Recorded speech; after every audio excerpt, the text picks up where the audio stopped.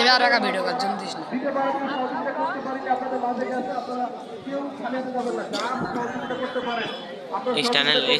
Stand থেকে দিলে video হচ্ছে এবং ছোট ছোট দোকানপাট যারা আছে দোকানপাটে যাও দোকানদার ভাইরা আমাদেরকে সহযোগিতা করবো।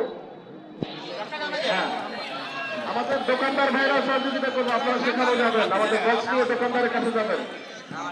এই মুহূর্তে শেষ করছে দলের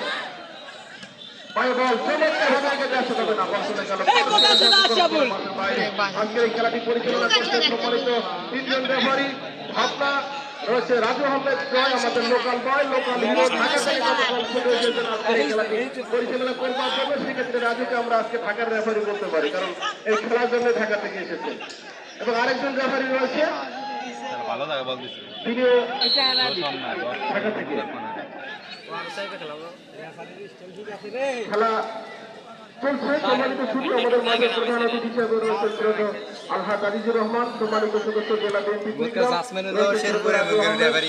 সম্মানিত যুগ্ম আহ্বায়ক উপজেলা বিএনপি রয়েছেন ওয়ালিউদ্দিন বকুল, সদস্য জাতীয়তাবাদী যুবদল গৌমারী উপজেলা শাখা।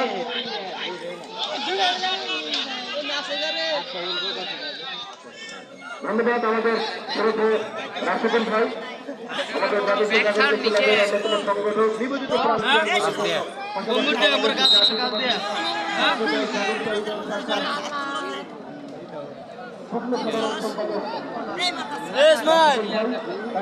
কোনার মানে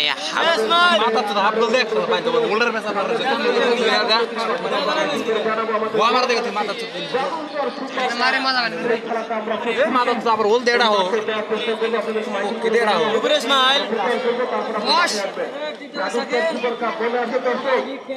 গত বছর আমরা শুরু করেছিলাম, সেই খেলাটা আমরা এবার শেষ করবো। সেমিফাইনাল এবং ফাইনাল হবে।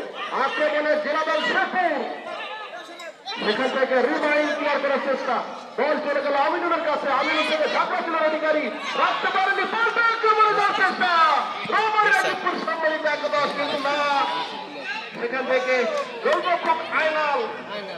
খেলা কিন্তু প্রীতি ম্যাচ হলে একটা ফাইনালের মতো, ফাইনালি বলতে পারি। সেক্ষেত্রে গোলকিপার হচ্ছে আয়নাল।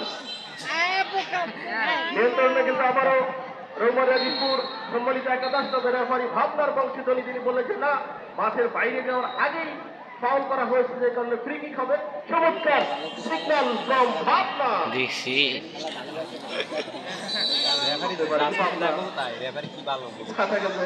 আক্রমণে রয়েছে শেরপুর ছেলে দল, সেখান থেকে আরিফের নিয়ন্ত্রণে রাখতে পারেননি, কিছুটা সেখান থেকে 4 নম্বর খেলোয়াড়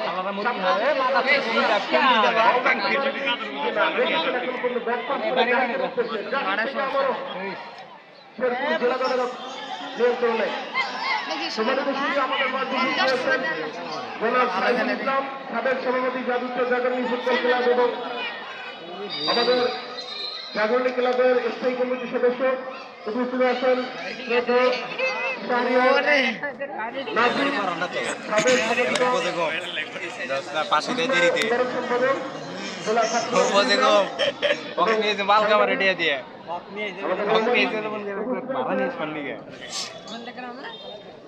রাজুল ইসলাম রহমান, আমাদের